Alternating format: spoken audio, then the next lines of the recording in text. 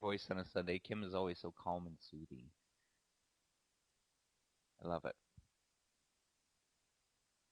My place of comedy when I get to talk to Kim. I can be all in a dizzy, and it doesn't matter. As soon as you talk to Kim, she's very calm. That's a good thing. Yeah. So what Kim and I had been talking about, we hadn't done kind of an open house or gathering. So this is a nice way. I think it's nice all the time, and I like to use weekends to do this a lot, where you just kind of walk through markets where things aren't moving. You're just relaxed in terms of being able to look at the market. There's no quick need to be dealing, and for a lot of people that have joined my service of late, some people are maybe not as caught up. So I'm going to use this kind of as a combination. One, to be able to walk through exactly what I do and exactly where we are and how to use the tools that I have, but also just to answer any questions. If anybody wants to use it as just kind of an open forum, I'd be happy to discuss. But let's kind of start first things first with what I do. Anybody that's listened to me for a period of time knows that I focus on bigger picture on down to tighter picture. The reason I do that is because in the short term can oftentimes not give you the clarity, or let's say the true intent, the true movement of the market, whereas it's very challenging for bigger picture to make things look different. And that doesn't mean that things don't get tried at bigger levels, but what it really means for me as a trader is that once I have the big picture in mind, I know the direction I would like to focus, the direction I want to trade, and until I'm really proven wrong, I stick with that. I think, and I always relate this back to kind of the shorter term, the the day trader, so to speak. Um, the idea that you could trade multiple times a day, or once a day, or not even a day, they're all over the place with what people look at. I come from this background where when I started trading, started trading stocks in the late 90s. It was an incredibly volatile time, really pre computer time. It was mainly individuals that were dealing, or let's say it was not computer generated the way it is today. And so I felt like there was a different type of trading that went on there. Um, and so all the skills I developed, I still think apply, but I think you just have to adjust how they apply. So let's start with I'm going to kind of interweave between um, commodities markets and FX, but I'll just start with euro dollar, and I'll kind of walk you through a few scenarios. And while I'm doing this, I want to show you with the analysis that I use how it's applied. Okay, does that make sense? If I'm going too fast for anybody, or if there's just any questions, there's no wrong questions. As far as I know, nobody's got anywhere to be today, so we'll do it. I'm here. So first things first, I like to take big picture looks, and the reason I like to take big picture looks, it tells me a lot about a market, and I'll give you my thoughts on looking at a big picture. For what I use for big picture, weeklies and monthlies to me will really suffice. They'll take me back several years, and I've been dealing euro, I've been dealing FX, since like the summer of 2001, maybe. So going on 20 years, I've been involved in FX markets. Um, the idea that a lot of this movement, I've seen it at some point in my life, but I'll like to familiarize myself with where it's come. CN, do I ever take macro fundamentals into account? I had this question the other day. Um, do I ever take fundamentals into account? I think to answer it best like this, I'm aware of. I think in terms of putting a trade on based on the fundamentals, um, let's talk about a fundamental right now, right? There's more oil on the world supply than is being used, right? That's a fundamental. Fundamentals, macro numbers, big things like that. So that would imply, if I'm trading the fundamentals, then it's something different. I would tell you like this: I'm much more a technical trader than anything. I would say I'm aware of fundamentals, but no, Cian, I would tell you I'm not. I'm not a fundamental trader at heart. So I would say more than take into account, certainly aware of. And listen, anytime they match up, anytime the fundamentals will match up with the technicals that I want to trade, that's a beautiful thing. But it's not that I would really term myself a big guy focused on the fundamentals. Um, so what was I saying in euro dollar? Okay, so first things first. The first thing I like to do is get a quick view and say, okay, well, where are we big picture? Yeah, this takes me back. I'm on a weekly chart, and I'm looking at basically a 105, 125 high to low, right? This is what I'm doing with my charts, and I'm saying, okay, here's basically the area of lows right around 105. I will use the terminology bottom edge, right? That's the terminology I use. It just means the lows or the bottoms. The top I will refer to as top edge.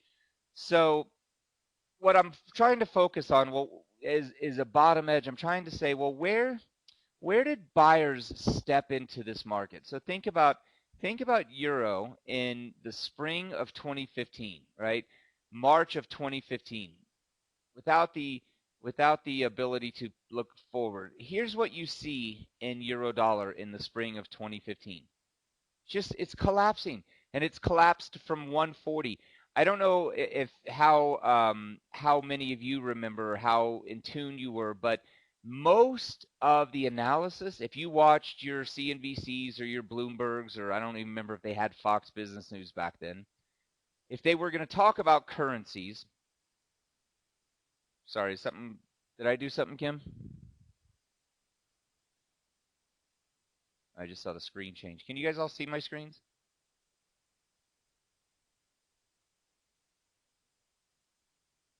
I don't know what that was. Okay. Um, so the idea was back in early 2015, most most talking heads or um, most talking heads were telling you we were going to see euro parity or 95 in the euro. That's most of what they were calling for. Um, so the idea is going, okay, well, let's look at euro. So euro comes down from 115, trades all the way down to 105. Now again, this makes a lot of them look really smart. They're all calling for euro parity or they're calling for euro 95, right? And again, they're all basing it on fundamentals, right? They're basing it on fundamentals. US has higher rates. UK, the EU's lowering rates. The US may be on a path to raising rates. Those are fundamental stories.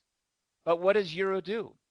It doesn't go lower. It bottoms. The bottom's right around 105, 104, 85, something like that, and it rallies, and it rallies, and it rallies.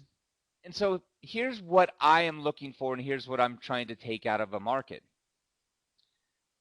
What I'm trying to diagnose, and believe me, any of you guys can do this. It's not magic. But here's what I'm trying to diagnose. At any point in the market, trying to diagnose who is in charge of that market, meaning is it a buyer or seller's market? Meaning, do I want to prefer to look for buy trades or do I want to look for sell trades?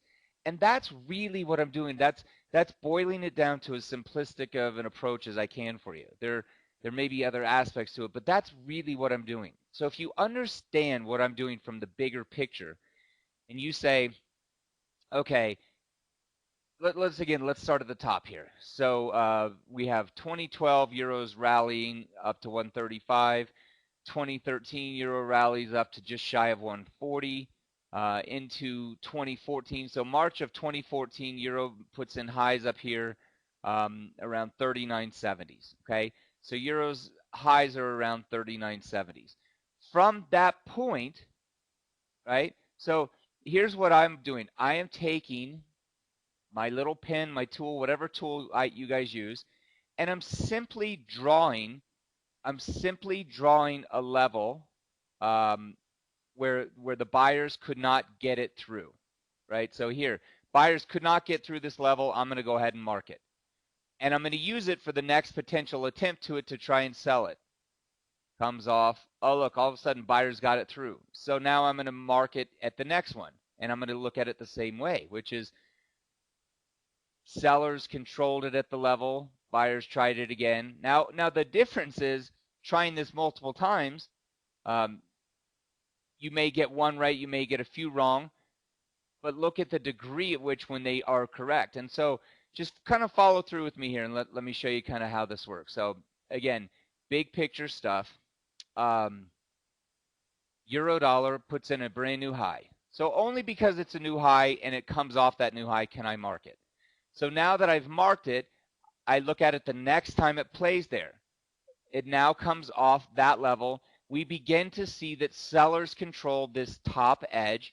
And now what we're looking for is, okay, well, show me bottom edges, right? Show me the same scenario, but on the bottom, and show me who controls those, right? Well, the tighter I am, the shorter time frame it's going to work to. So if I'm in this real tight window of a month or 2 months, it's going to be a shorter time frame. As I widen out, it's going to be bigger and bigger. So what I'm going to want to do is get to all these wide bottom edges. And this is going to answer my question, who is controlling the market, right? So just play with me here. Top edge. So we have a top edge that the buyers fail to take through. Sellers control it at the top edge. So now here's an area of battle. The buyers controlled this the last time we were down here. Agreed? The buyers controlled this the last time we were down here. So if it's a buy-side market, you would expect the buyers to be able to control it again. What did the buyers do in this section? What did they do now? They don't even put up much of a fight. It just goes right through. And so what you can start to see is how strong of a sell market that's developing into, right? That's what you see is how strong of a sell market that's developing into. And so the reason I take this big picture approach is to say, well, on a, something that a lot more of us will trade, a 1 hour, a 15 minutes pretty tight, but something tight. What happens if you look at this same section of chart on a 15-minute, a 30-minute, 60-minute setup? Will you not have an opportunity to be a seller at the same thought process, which is, hey, I'm taking a big picture sell edge, but I'm doing it on a short-term time frame. I don't know that my charts will very easily go back 6 years on a 1 hour, so let me wait till I get to something a little closer in recent history, and I'll show it to you. But I just wanted to walk you through kind of what the idea becomes. Top edge, bottom edge. This is what we're constantly defining, right? What do we want to define? We want to define top edges and bottom edges. Everything else in between is just that. It's just middle of the road stuff. Now, that doesn't mean you can't have edges within the middle, but they wouldn't be defined as tops or bottoms, or the top or the bottom, right? And so really the importance that I place is the longer term time frames are going to carry more significance. Why do you think that is? Why would a longer term time frame be more significant than a shorter one? I mean, you could see a $10 move start off of a 5-minute level, but why is it more significant if you see it off of a daily or a weekly or a monthly? I mean, there has to be a reason.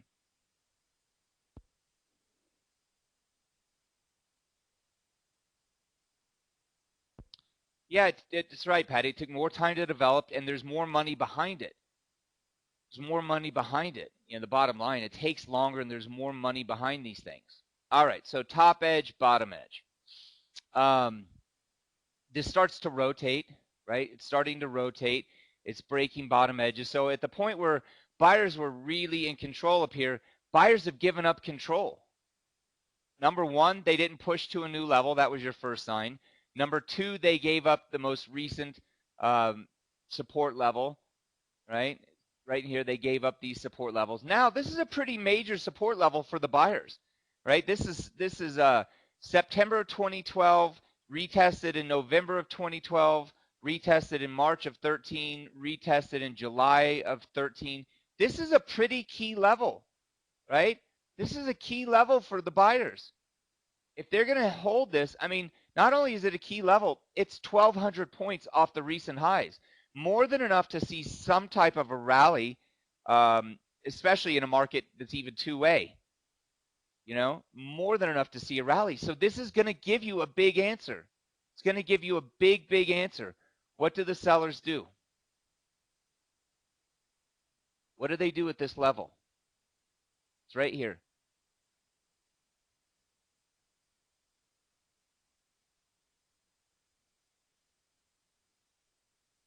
The sellers win, don't they? The sellers win it, don't they?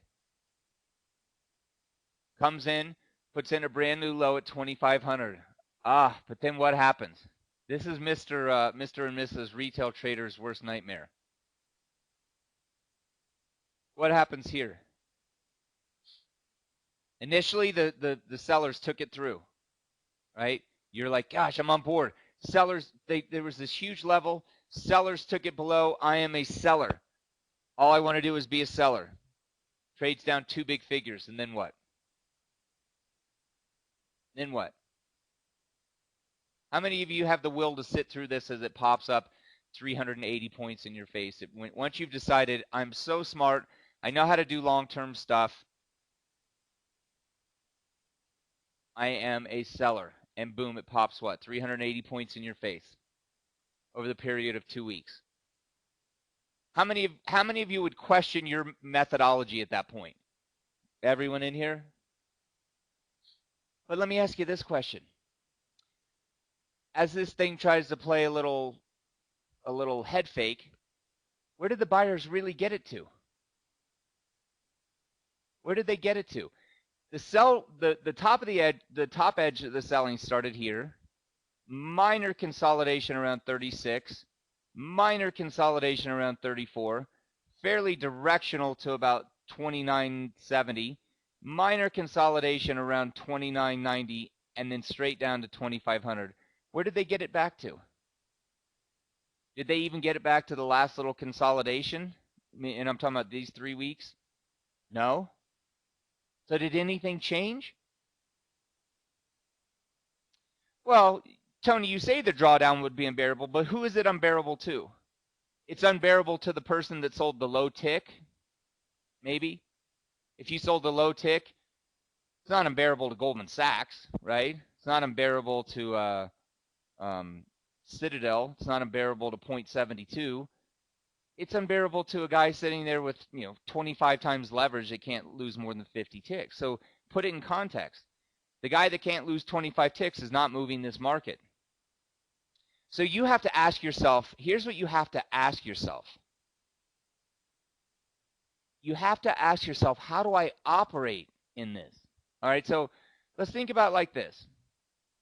We have a couple tools that we use in this room, right? So all of our subscribers will know the tools that we use, but we have a couple tools that we use, and one that I'm a quite big fan of, and this is called accounting tool. It's basically a reversal tool, and you'll see all these little numbers, these ones on the bottom or ones on the top. The ones in red are sells.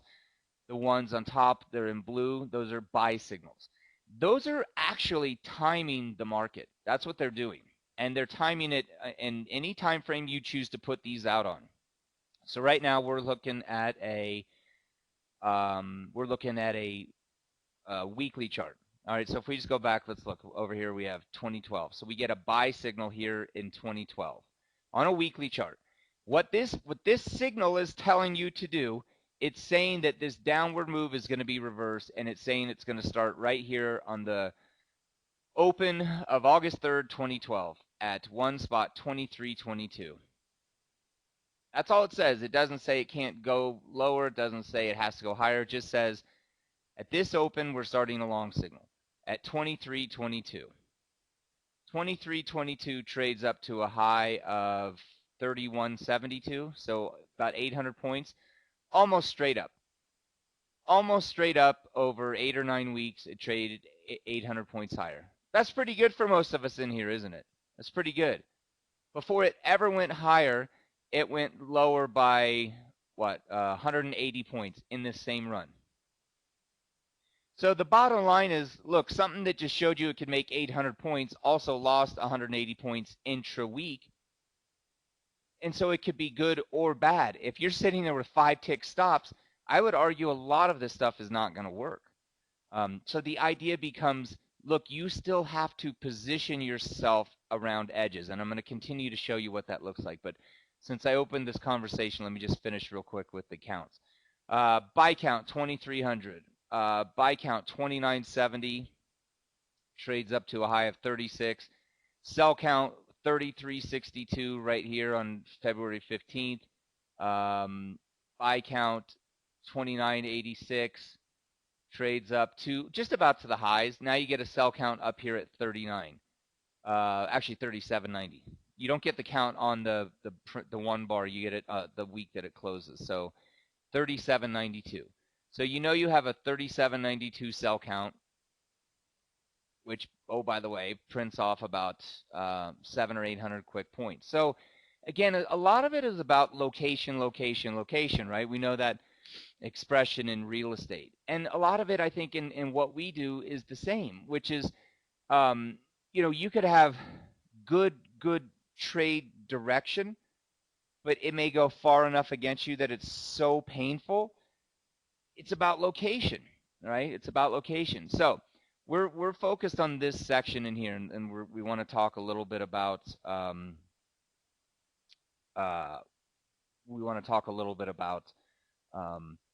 what it looks like to be in them.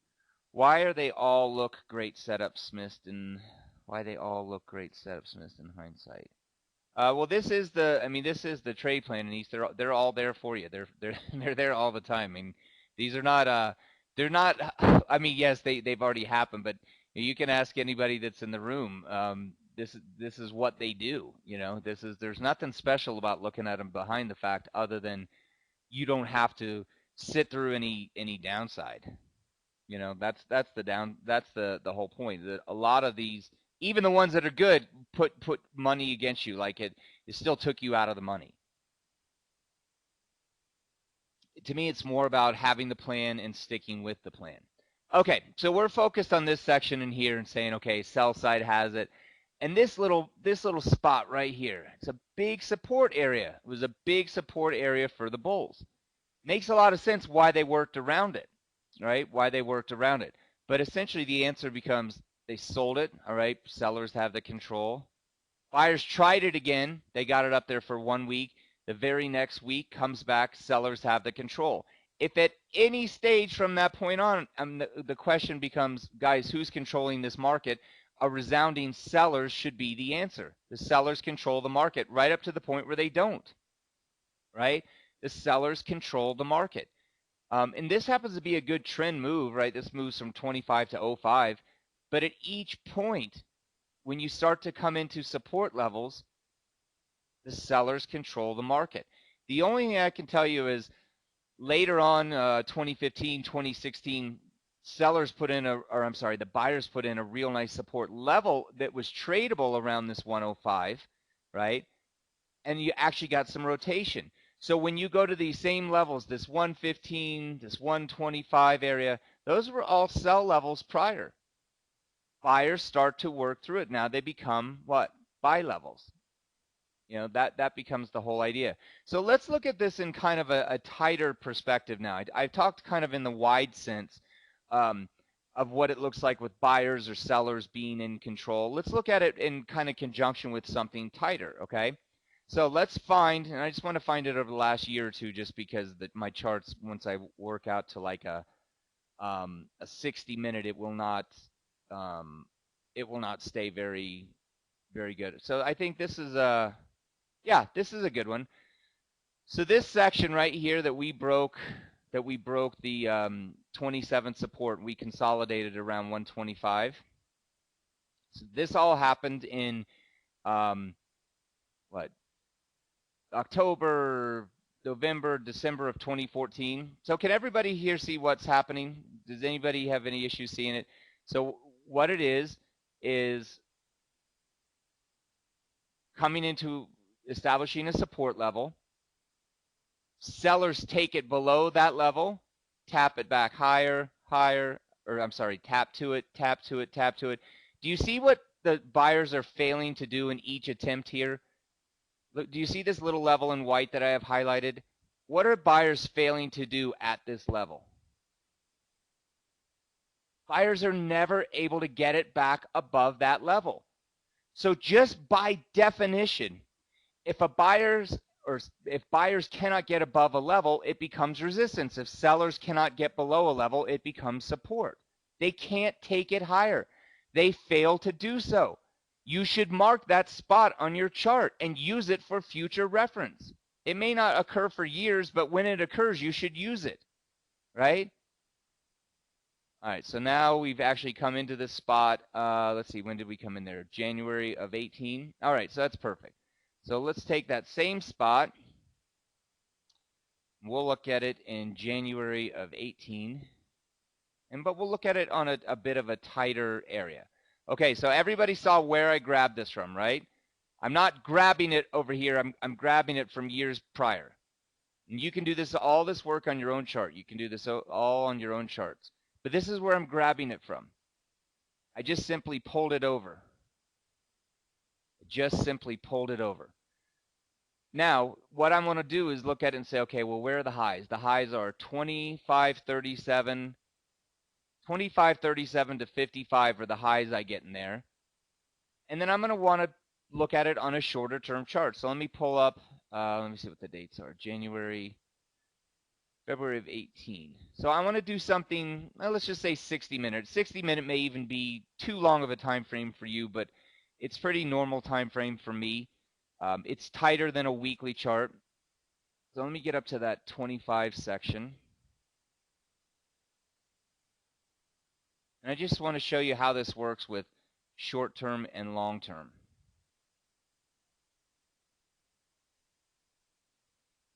Even whenever I pull over with these tight time frames, it takes a bit of time. Is everybody doing all right today? I didn't even ask. Usually I walk in and say, how's everybody? I'll sip my coffee here while I'm waiting for these charts to populate.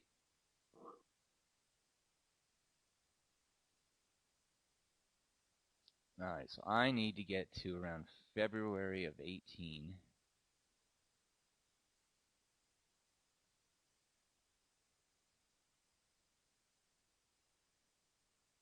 You see, I only went back 2 years, and this still takes a long time.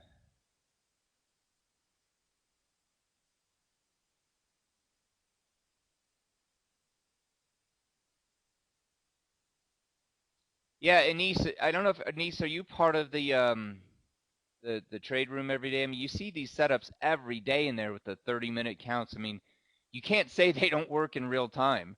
I mean, every day, and anybody that's part of the room can see it. And you can also say they don't all work, but the ones that work in a big way. I'll go through when I'm done with this little exercise, and I'll show you just the counts we've had this week.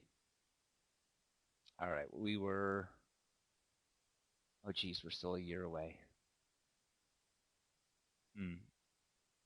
Maybe I'll have to find, it seems to be taking too long.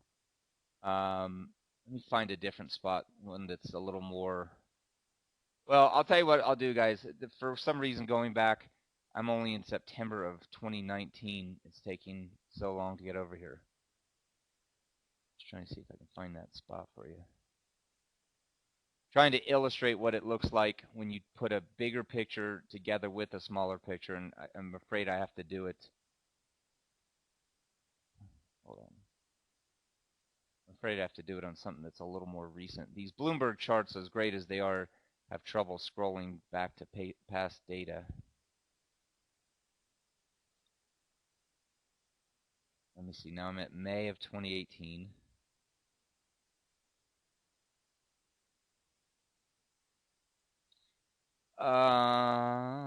Will my method help you scalp oil? Well, John, here's what I would tell you.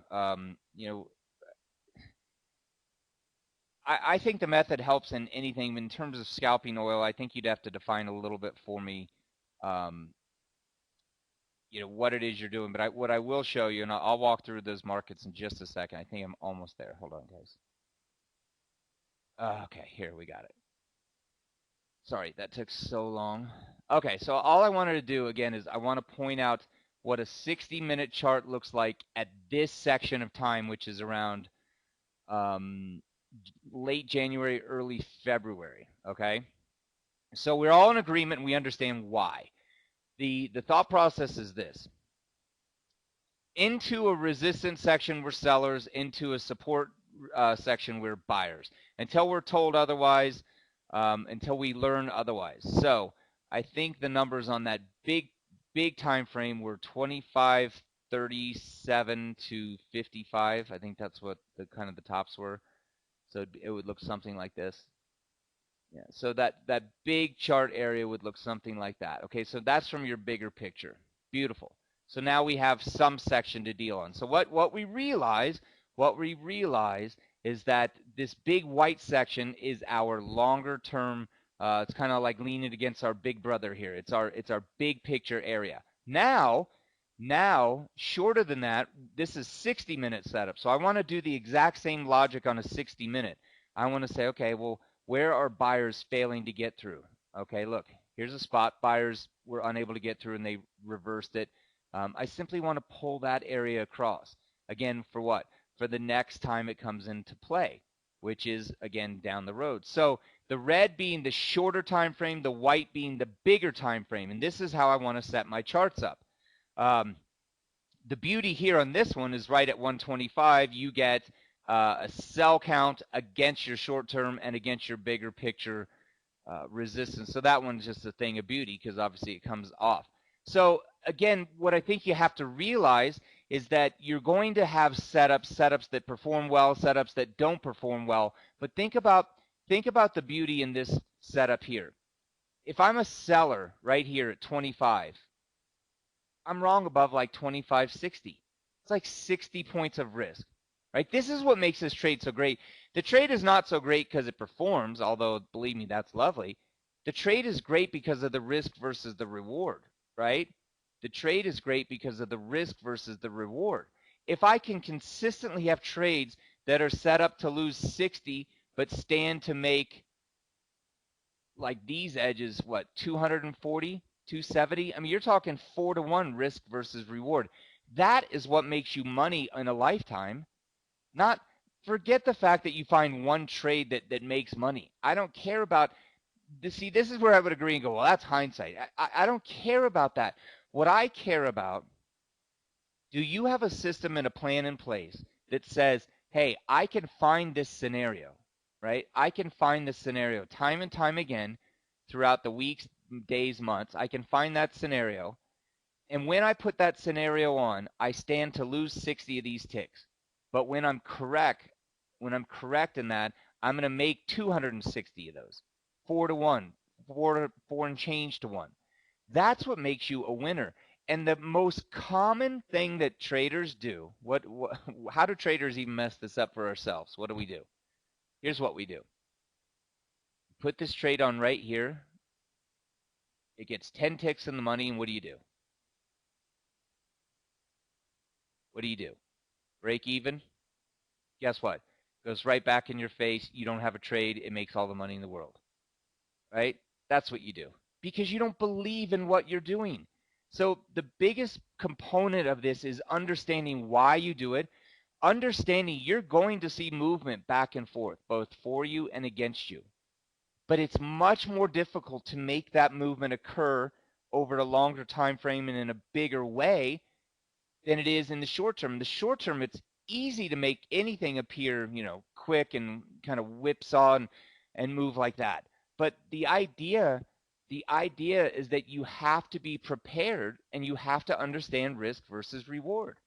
I had a talk with. I mean, I get these calls a lot during times of market meltdowns, but um, the idea that now is the time to sell stocks because they're down. I mean, most retail people are thinking that. It's totally contrary to the idea. Um, over what time frames do your trades last? John, you have to understand. So I'll produce analysis, over longer time frames, over shorter time frames. What I do understand is that the main I would say the main bunch of people that follow me in our subscription service are of a day trading mentality. So it's constantly updated for each day. And so you will have trades that may occur over the course of days, some that may hit levels intraday. I like to think that there's a little bit for everybody, but that may hit levels intraday. I like to think that there's a little bit for everybody, but the idea that most people are focused on a shorter term time horizon. So yeah, when I get to oil, I'll talk a little bit more about that. Pat, you're asking when do you add contracts? Well, again, I think a lot would have to do with the strategy. So I think to be thinking from the standpoint of adding is that you have to think that there's a big move coming, right? Adding also is very, I think, makes a lot of sense when you're adding against you because you keep reducing risk. But those are all questions that come to what is your risk reward, right? So if I took one E-mini contract and the price moves against me 4 points and I'm 2 points from a stop, there's a lot of sense to say, look, if I add a second contract in here saying that I can keep my my within my risk limits, I only have to risk 2 points on that contract. I think maybe what you're asking is more the question of if I buy something that goes up 10 points and then I buy more. Those are a little more challenging because the price has to keep moving your direction. So I still think you have to have a viewpoint of what ultimately is happening.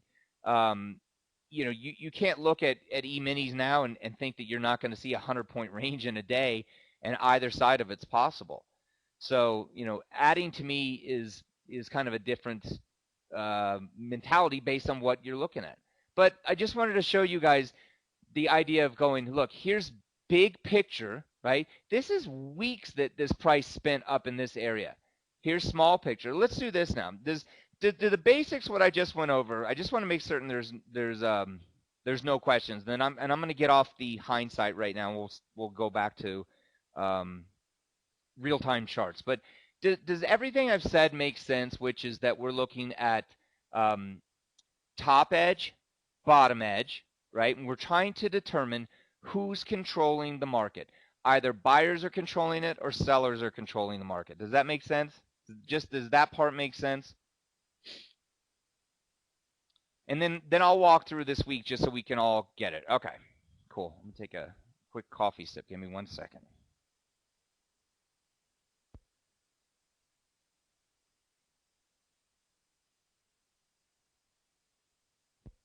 All right, so let's walk through. Starting last Monday. I want to walk through kind of how we worked this week, and I'll start with crude oil. As I said, I'll go back and forth between currencies um, and futures markets. But let's talk about crude oil, and let's kind of walk through the week in crude. So, crude oil. Well, if we walk back, yeah, La Colombe, did I tell you that already? If we walk back a bit in crude oil, we all know that the Russian-Saudi deal kind of fell apart, and in the midst of this big sell-off just with global equities, we've seen crude trade down below 20 this week. But again, let's think about what am I constantly trying to do? All right. Well, I said it before. Top and bottom edges. All right. So it's a big difference in number, but it's still valid in what I'm doing. Top and bottom edges. All right. So where's my top edge here in crude? It's either got to be at the highs. Where I like to focus my top edges a lot of the times is where more of the market activity occurs. So the way I would look at crude is this. With this area being top edge, this whole section would be valid, but I would prefer to have a lot more of the focus right here. Now, we're not at those prices, so I don't have much to worry about it, but that's how I would draw my top edge. Bottom edge, how would I draw my bottom edge? Well, I would come down to this low.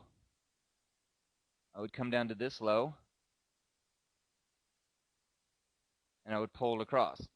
Problem here, we make new lows, we close, so I then now have to adjust my bottom edge, right? This is no longer my bottom edge because it broke. If it held, it would be the bottom edge, but it broke, so now I have to adjust it down here. Live in the room. Here's what I called live in the room, John, just so you see how I work this. Live in the room. So I produce my FX sheets every day, FX and U.S. Open sheets, and all they are is they're the 6 markets that I cover, and what I'm writing is my support and resistance level. So basically, these levels that I'm diagnosing here, I'm doing it for an intraday for an intraday basis.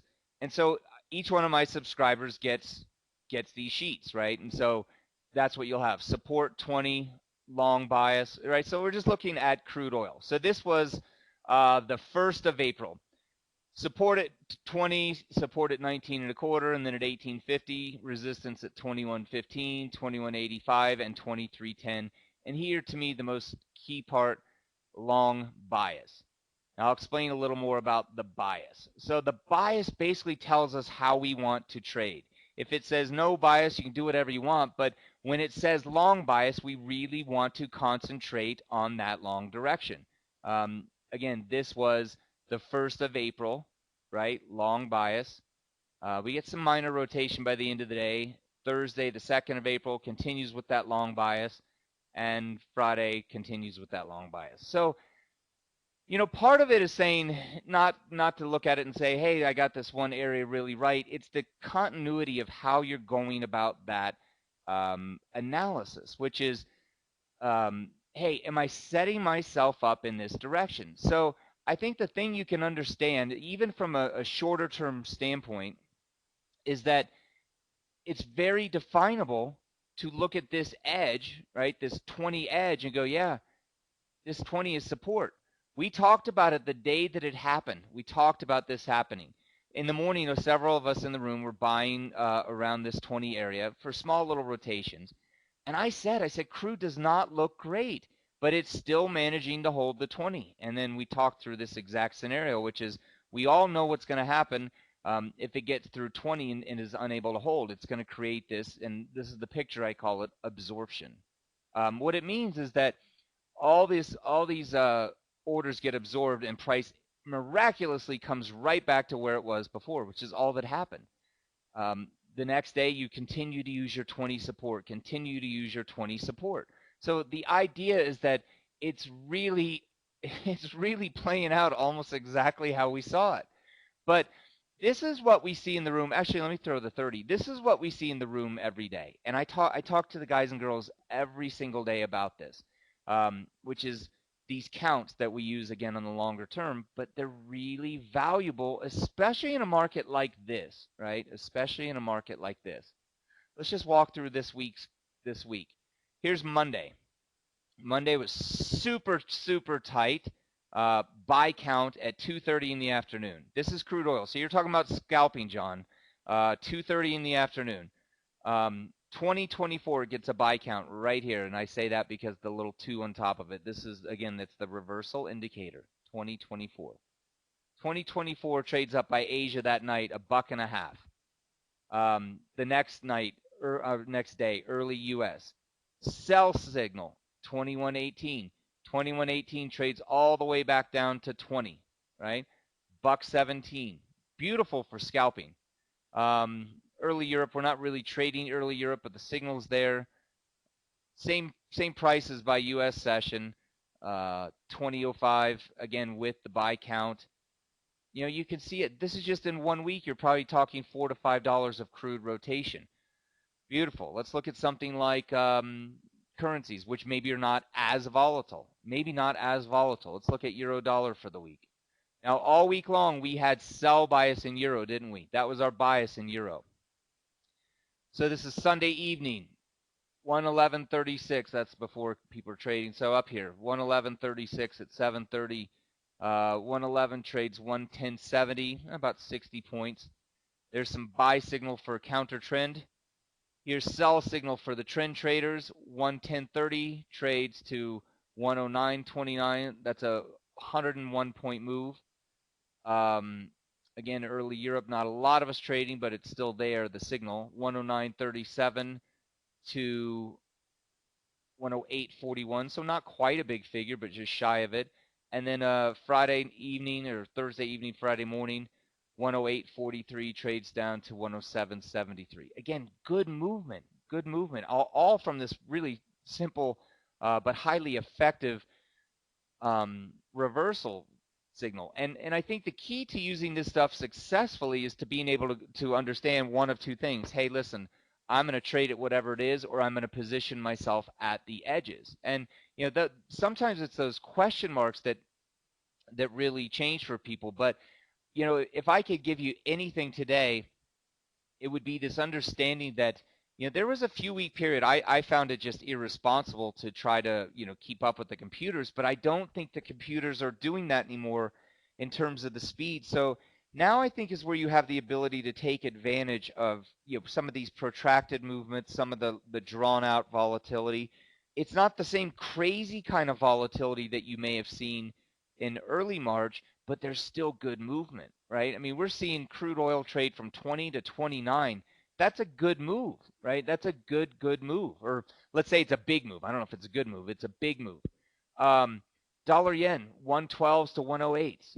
But guess what was up top in dollar yen? Look,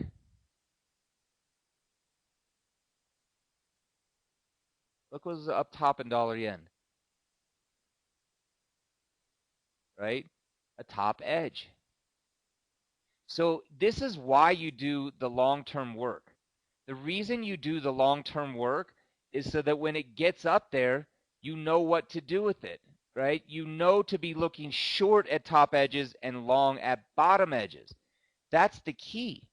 Sometimes, especially in a short-term, world, you get so focused on movement. Let me ask you this question.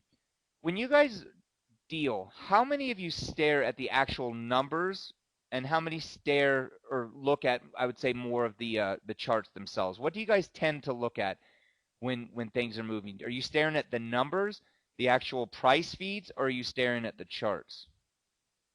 Charts?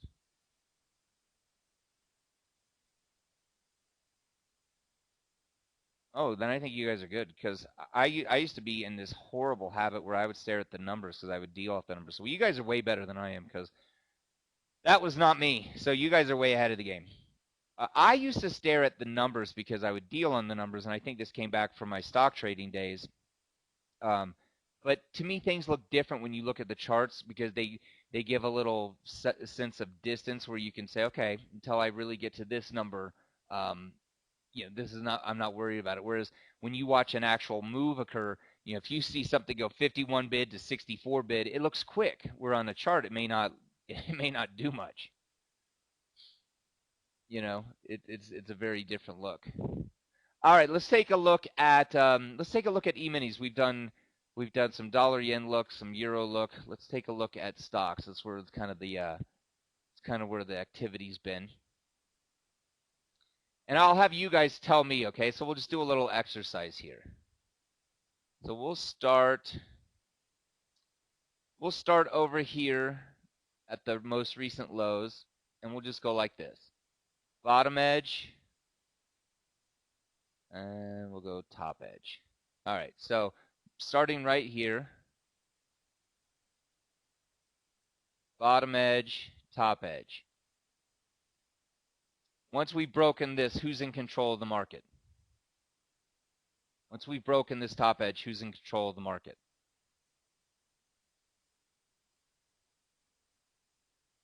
Okay, which way do we want to trade this market? Long side or short side?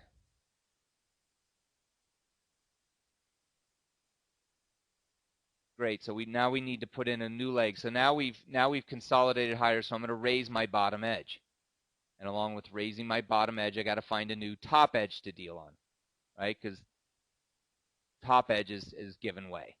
So I got to find now a new top edge. All right. So I would focus generally on whatever the last run down was. So now I have new bottom edge, new top edge. What do I want to do at bottom edge? Buy it. Where do I want to take profit? Top edge. What else do I want to do at top edge? Look to sell it. Good. Look. Buy it. Rotation. Rotation. Rotation. Okay, now we've gotten through top edge. Now we've gotten through top edge. What happens here? Now we've gotten through this top edge. Sellers were holding this. Now they gave it up. We're throwing a little different look here. Sellers were controlling this. Now they gave it up. Right? They were controlling it, but now they gave it up. What do I want to do here? Is there a trade to be made here, or how do I want to view it? Maybe forget about the trade part. How do I want to view it?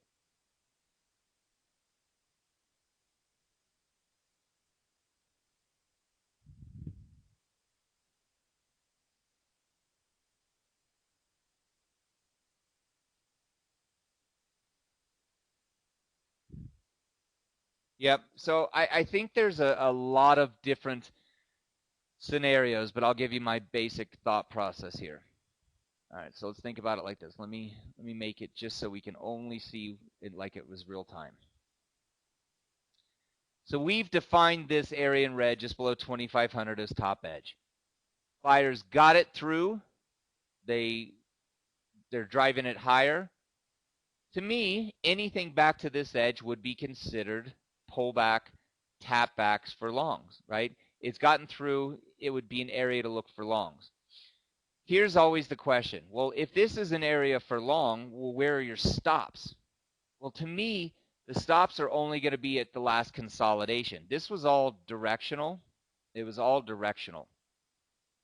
So I need to look for an area that had some consolidation. Well, the only consolidation was down here. So here become my choices.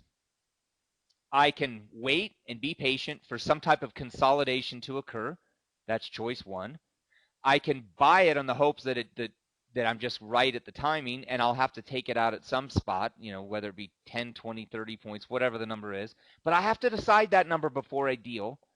Or three, I can let it come all the way back here, and I just want to be long. They all make sense, but they all have different risk parameters involved with them. So this is where you can look at something that I talk about, right? An approach that I talk about and go, well, yeah, but I lost on it. He won. She barely made any money. Yes, there's all types of scenarios because it's not uniform, right? The markets are not meant to say, okay, all 10 of you traders get the exact same P&L.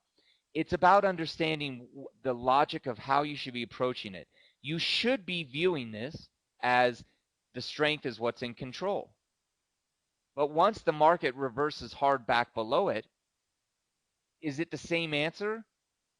What happens once the market does this? I call this, by the way, I call this a rejection. This market rejected these new highs, right? It rejected these new highs.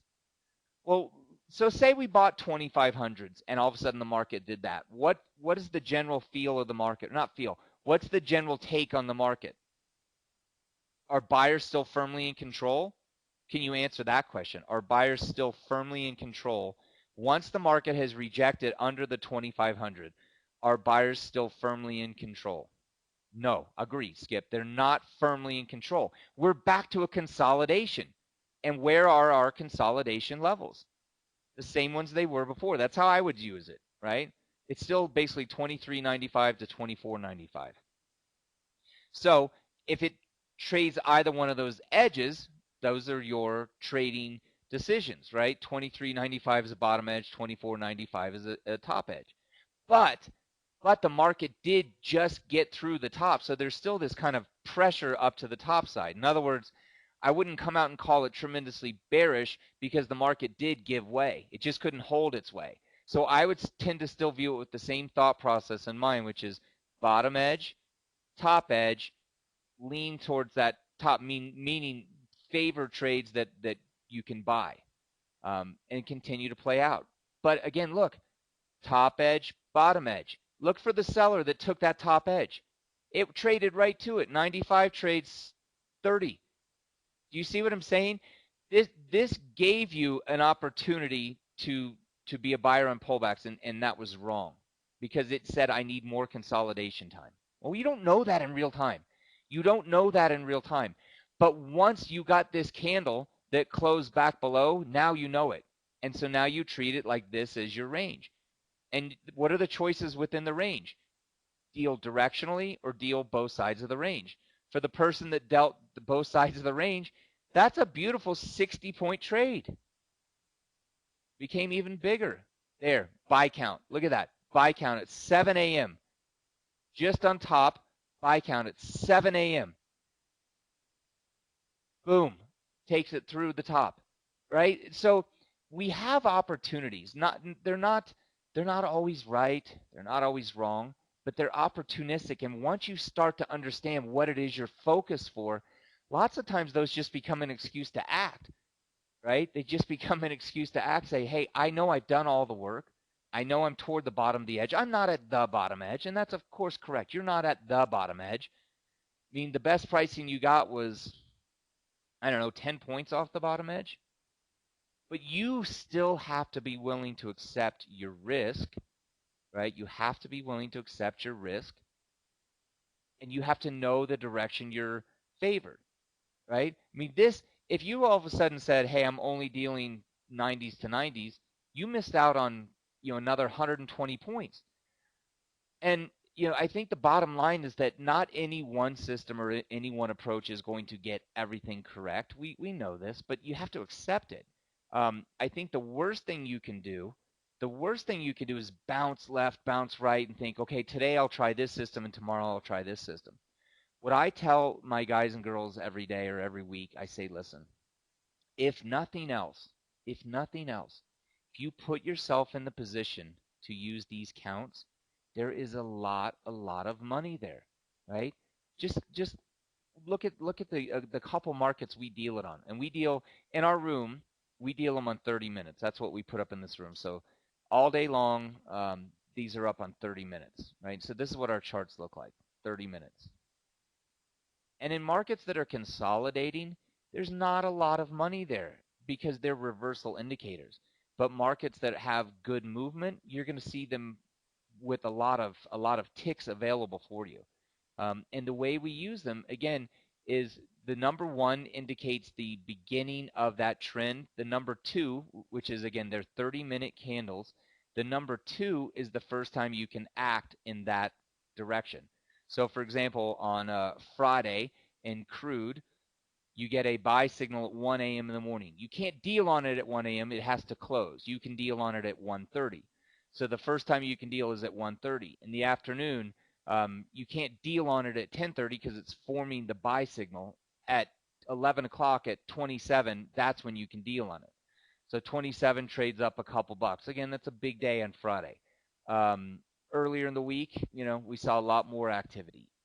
But the difference is, I think, when you can at least understand, hey, I'm putting myself in the direction. Um, Here's Tuesday in the E-minis, right? Tuesday in the E-minis, right off top edge. This is early morning U.S. 26.26. By Wednesday, things trading down a whole 100 points. Um, Wednesday night, 24.55.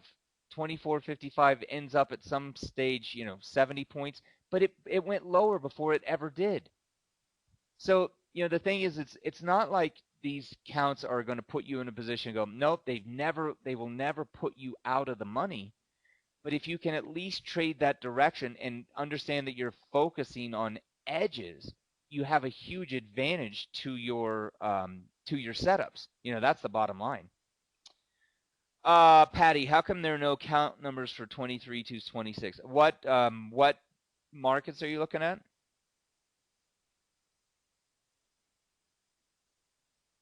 I'm not certain what market you're looking at. There does not have to be a count at every single euro 1 hour.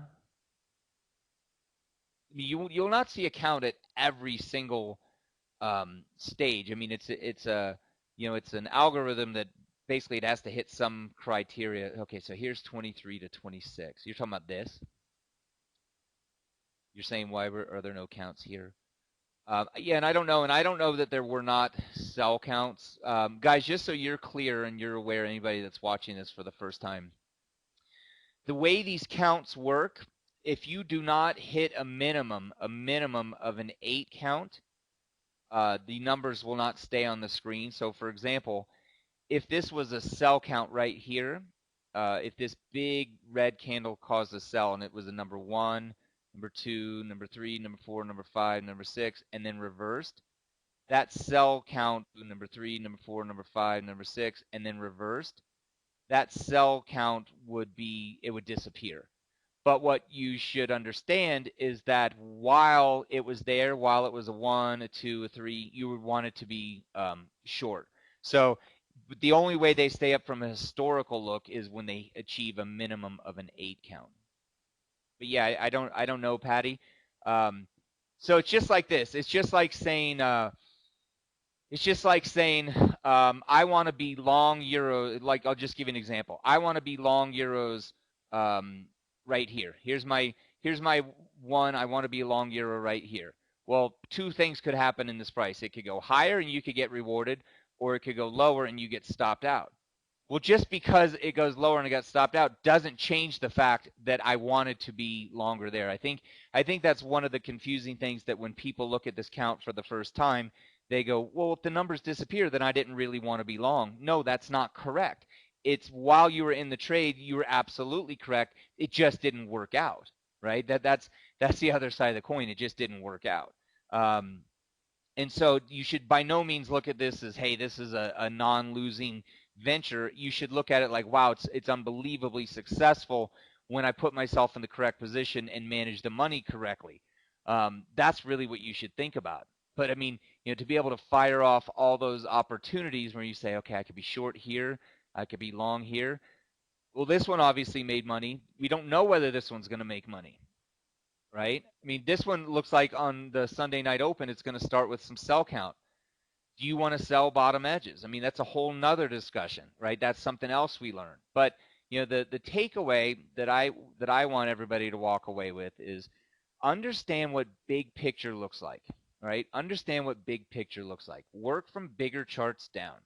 As you continue to walk down to tighter and tighter charts, ask yourself those same questions. Who is controlling it? Where are the edges that they are fighting? Where are the spots that they're fighting? Because lots of times, active traders, active short-term traders, they've never met a tick that they don't like, never met a tick they wouldn't deal on, which isn't, it's not correct. There's a reason so many people don't do well at this game, right? They don't know how to manage risk. It's not. I wouldn't tell you, from all the people I've met, it's not that people don't even have good analysis or things like that. It's really about being able to manage your mindset, about being able to manage the trader within and understand. All right, so let's think about it. I'm down X amount of dollars on a Friday. I don't want to go into the weekend down, but there's really nothing to trade on. Let me go ahead and take as many euros as I can, leverage my account 50 times, and hope I can get a move back to 108.50. And lo and behold, the next move ends up 108.7 or 107.70s, and I have a worse loss to deal with. I mean, it's that mentality that I think really separates, and it's creating this continuity in your expectations and your actions of what you do. So, the thing I think about it, if you can boil it down to such basic approach as saying, okay, who's in charge of this market? Like right now, if I was going to ask you guys, let's do one we haven't even done. Pound dollar. Who's in charge of pound dollar right now? Buyers and sellers.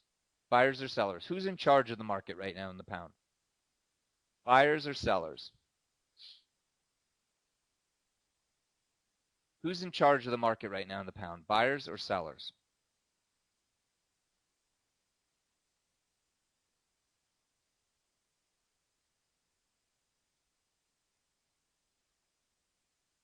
Well, one thing I didn't ask, and you guys are all willing to answer, what time frame?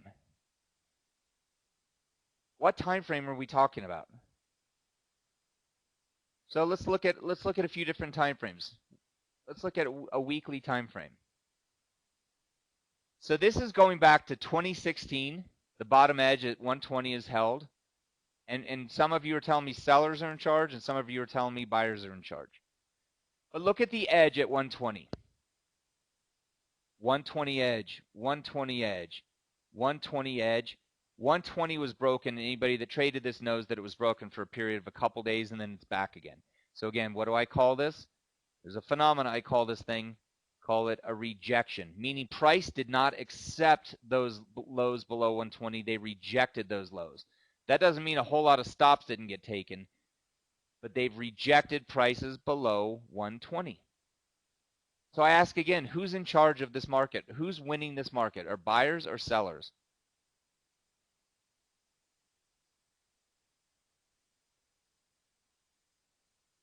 Well, buyers are holding. They let that bottom edge go for a blink in time, but they're holding that bottom edge. Let's at least put it this way. Right now, they're holding that bottom edge. Right. The buyers are holding that bottom edge, but it's a widely consolidated market for the last 14 big figures. With buyers, to me, this is how I would term it. Buyers still control this bottom edge. The sellers do not control it. They attempted it. They may have collected a whole bunch down there, but the buyers still hold this bottom edge. But I would agree that it's neither controlled by one or the other. It's a consolidative market, and that's a good thing to know, right? That's a good thing to know. Now let's work through time frames. Now let's go higher, a higher time, or I guess it'd be a tighter time frame. All right. So now we're on a daily. All right. So now we want to do the same thing, right? We want to draw bottom and top edges. We want to draw bottom and top edges. Same thing. All right. Fair enough. Top edge somewhere around here. Right, where all the highs are, somewhere up around here, top edge, bottom edge. Now, I would argue on a daily that this looks like a lot more bearish. Reason being, sellers held this quite comfortably, and sellers got it through. They have more work to do, but it still looks like more of a self-focused market to me, right? That's how I would term it. But we're left with the same takeaway, which is this is the bottom edge that we're focused on. We get through that, there's another one to contend with down here. There's another one to contend with down here. By the way, here was a buy count right here on March 23rd. There's your buy signal right there. All right, let's continue to walk down. Let's look at a 4-hour look.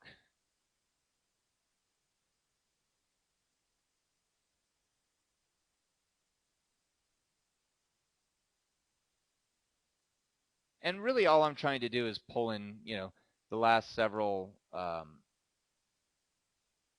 days of activity to try and get kind of an indication here.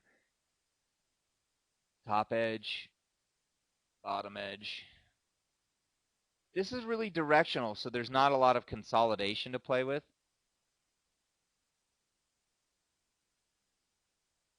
So kind of the answer I would walk away with from these different time frames is that the big focus still comes around 120 on bigger picture. Shorter picture, there's plenty of movement either direction, and I would still want to do the same thing, which is I'd still want to go, okay, top edge. There's not a whole lot of edge in here. I don't want to bend my analysis to come up with a trade. Does that make sense? I don't want to go out of my way to come up with a trade. I want it to be clear, or I want to move on to the next picture, or I want to wait until it's clear. But the way I'm focusing on pound dollar right now is there's some consolidation top edge up against 125, and there's some sell count against 127, or I'm sorry, 124. Short of that, it's not something I'm really I wouldn't be jumping head over heels to kind of find a trade here. I would be patient for this edge, right? I would be patient for this edge. But that's to me where you're more advantaged if you will deal in that area, as opposed to walk in and say, well, I think pound has to go lower. It doesn't have to do anything. If you can start out and understand, it doesn't have to do anything. But the idea of it makes a lot more sense that sellers are still really gaining some good headway when they move. Well, where are the spots they're likely to move from? I mean, all it's done is this is just since last week they've developed a little bit of edge here. Short of that, I got to walk back up from these steps. Again, this is all directional. And again, what I'm saying is the clarity is not there as it has been at other times. So I think you have to look at it from a standpoint of risk versus reward. Well, what am I risking to be short pounds up here? I mean, you're only risking like 40, 50 points. Great. What am I risking to be long down in this section? And if those risk reward answers come out in your favor, then it makes sense to deal. But I don't think it makes sense to look at it from a standpoint of I have to walk in on a Sunday night or a Monday morning and be touching pounds just because. Yeah, let's take a look at gold for sure. All right, let's start again, big picture, Tony.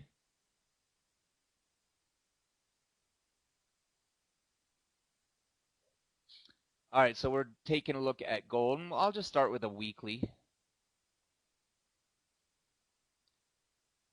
All right, so here's gold. See, we already have some lines drawn. All right, so let's walk through. Who was controlling gold at this 1367 edge? Sellers, sellers, sellers, sellers, right? Right up until June of 19. And then who got it through? The buy side.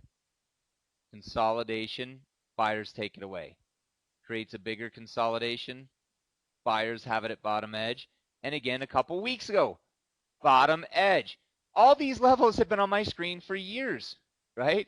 I didn't just mark this chart. This has been, anybody that's seen me do gold knows this is how my lines have been. Top edge. This should probably get extended because that one's not quite as meaningful now. So this should really go up to here.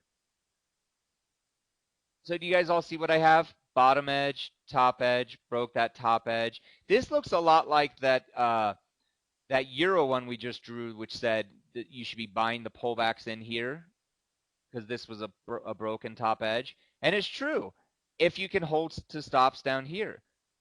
But this is your next spot to buy, and darned if that didn't get right on the lows. So Tony, I mean, here's how I have gold. Top edge at 1700, kind of midpoint here around 1550, and buyers are still in charge longer term. Buyers are still in charge longer term. I don't know. Anybody else have any other thoughts? Does that make sense?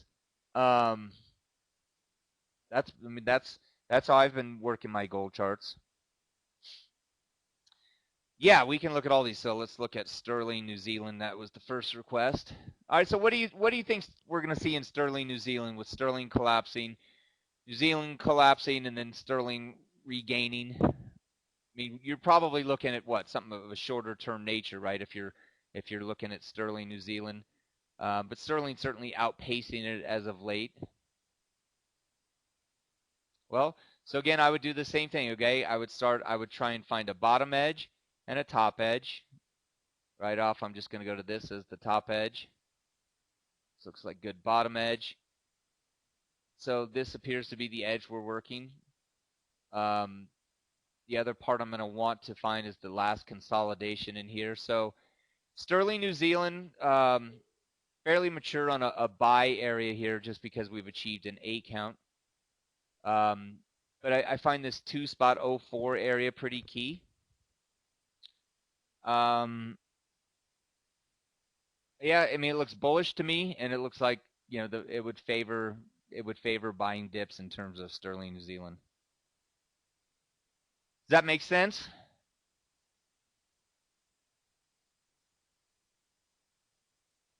Sure. Let's take a look at the bonds.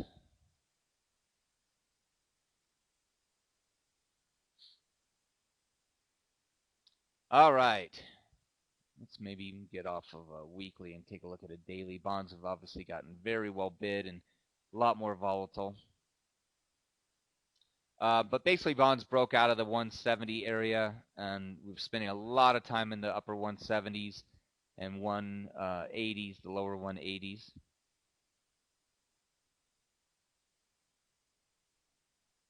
I guess I'm going to want to go USM.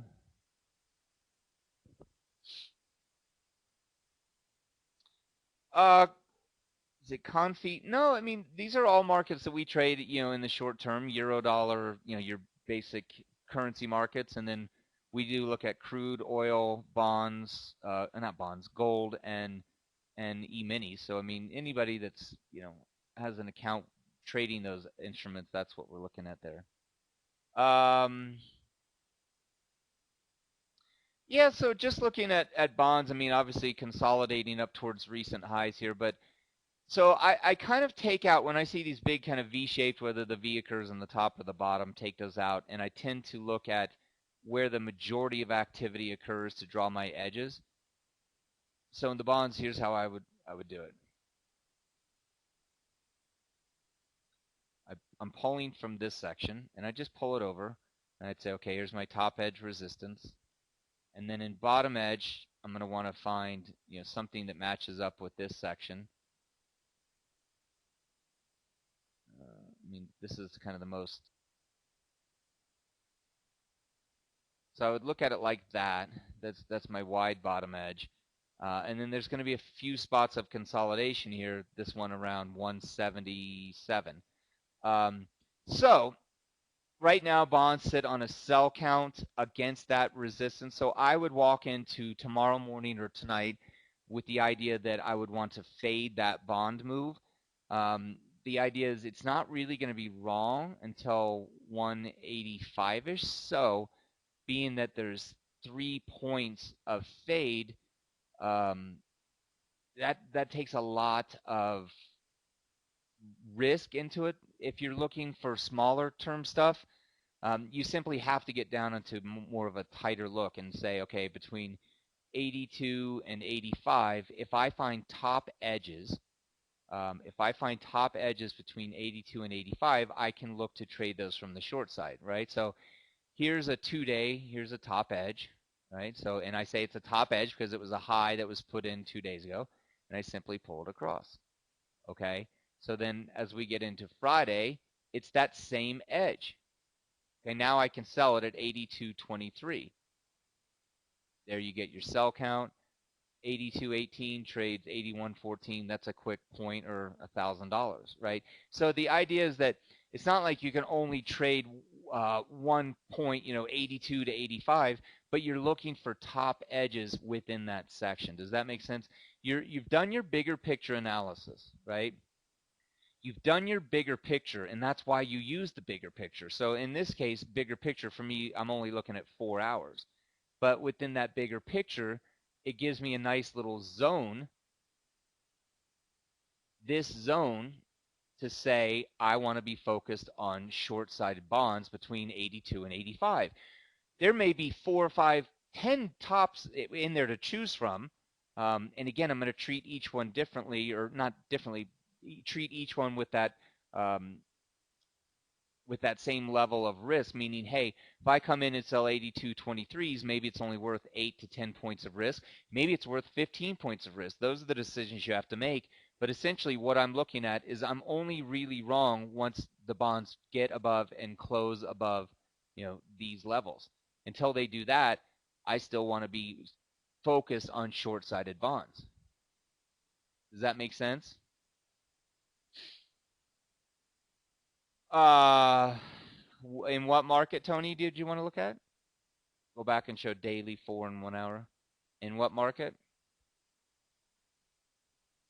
No, Comfy, these are for anybody. As I said, the setups are valid. They're really strong if you understand what you're doing. And it's about accepting the risk, establishing where you want to deal. Again, I use the word bias. If I have a long bias in oil, means I want to be looking to buy oil. So that's really what it's about. But no, I don't think they're for new traders. I think you can certainly learn a lot. Okay, so here's oil. I'm sorry, here's gold. So here's a daily in gold. So I'm assuming you just want to do the walkthrough. So it's top edge,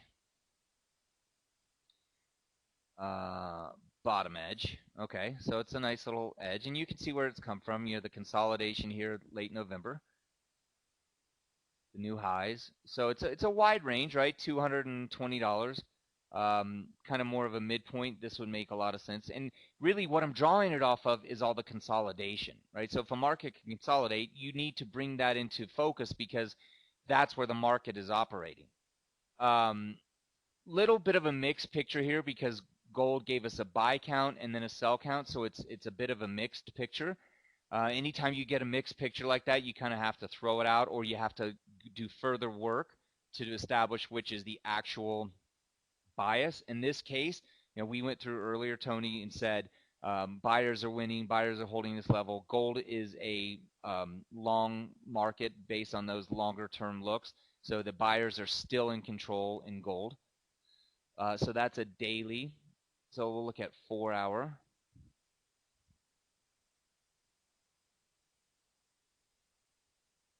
So here's a 4 hour looking gold. So let's look at it like this, Tony. if if you're of the opinion that gold is a bullish move, what are levels to look to buy gold? We talked about one in the room down here. What are levels to look to buy gold? Because that if you're of a buy side opinion, you want to look to buy it. If you're of sell side opinion, where would you look to sell it? If I could get any sales up near top edge, that would be great, right? We're starting to establish some 1590 buy side. So the idea is, well, where would you operate, right? It's always about where would you operate. I mean, it's great. Anybody can walk in here and say, yeah, you should be long gold. Awesome. Well, where should I be long gold? Well, the spots to look to operate now are going to be around 1590 and then down near 1475. So they're awful wide. Yeah, well, did you just start this analysis today? Great. You have to start at someplace. If you've been in this game for a while, you'll know, and we talked about them when they were there, what these levels represent, right? That's what we talk about. And finally, what, 1 hour? You want to take a look at 1 hour?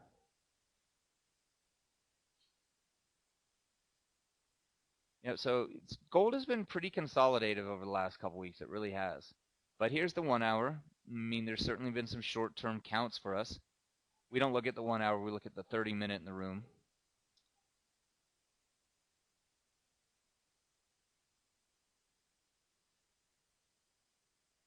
I think my dogs are over the quarantine. All right, guys. Well, I don't know. We've done about 90 minutes. I've done most of the talking. Does anybody have any questions or anything I can answer for you guys? Again, keep it simple. Simple in the aspect of, hey, who's in charge of this market? I think you'll really. I just did sterling New Zealand. Did you not catch it? I just did sterling New Zealand. I said it certainly favors buying pound in the pullback, and it certainly favors buying pound in the pullback, and yeah, I did sterling New Zealand. Look at 3 time frames. I'm thinking for myself, trading I should add on 5-minute trend resumptions. I'm just trying to think Pat's question here. I'm thinking for my style. So Pat looks at 3 time frames.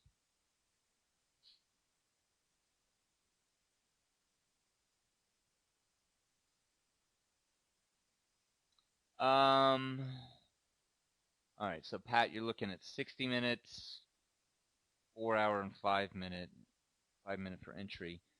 I'm thinking the style of trading I should add 5-minute trend resumptions based on the 60-minute. Meaning, so Pat, what you're asking is like if you're in some type of a trend, for example, like this in the E-minis, the sell from earlier in the week, you're saying you should add some type of 5-minute to be able to get back in that. That's what you're getting at, I guess.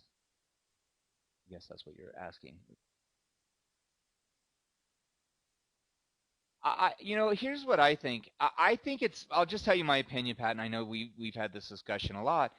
Um, I think for me, if markets would move this way constantly, I would probably never do anything other than 5 or 10 minute trading. But this is not normal. This is abnormality. Um, I like to keep my focus based more on what things are happening, over a 1 hour, 4 hour, and I like to really try to execute with maybe a shorter deal in mind. With that being said, if you take a market like this, like in E-mini market, and you say, okay, well here's 75 points in the E-mini. Now this is 3 days, right? This is 3 days. And at some points you extend to the lows. At some point you kind of hold the closes. If I keep with the idea of the 1 hour trend and say, okay, well the 1 hour trend's long. It may not be doing the big uptrend right now, but the 1 hour trend's long. Every sell-off is an opportunity for me to buy some. When I look at it from a 5-minute standpoint, it may go back and forth, back and forth, back and forth. And one of the things that I did early in my career, which I vow to never do again, which is that if a market can whipsaw back and forth, and it doesn't matter what the points are, but maybe it's 15 points in the E-minis. If it can go up and down, up and down, up and down, 15 points, and allow me to get stopped out multiple times, all the while maintaining a 15-point range, I look pretty dumb. So it's one of the reasons I focus on bigger picture and on edges, right? You can take counts away from me, you can take anything you want away, but what you can't take away is the idea that, this edge is still holding. This edge is still holding. And so as long as I do that, I keep in my mind, I keep it in sight to say I only want to be short up in here. I only want to be long down in here. It's all this stuff in the middle that you can flip a coin and go, well, you could be right or you could be wrong at certain times. So the idea is you have to start to build support or resistance for me to even look at it. And again, I admittedly am not the most active trader in the world, but I certainly like to focus on one direction near edges. So I don't know. I think anything that'll keep you involved in your longer term is beneficial. That's just my thoughts.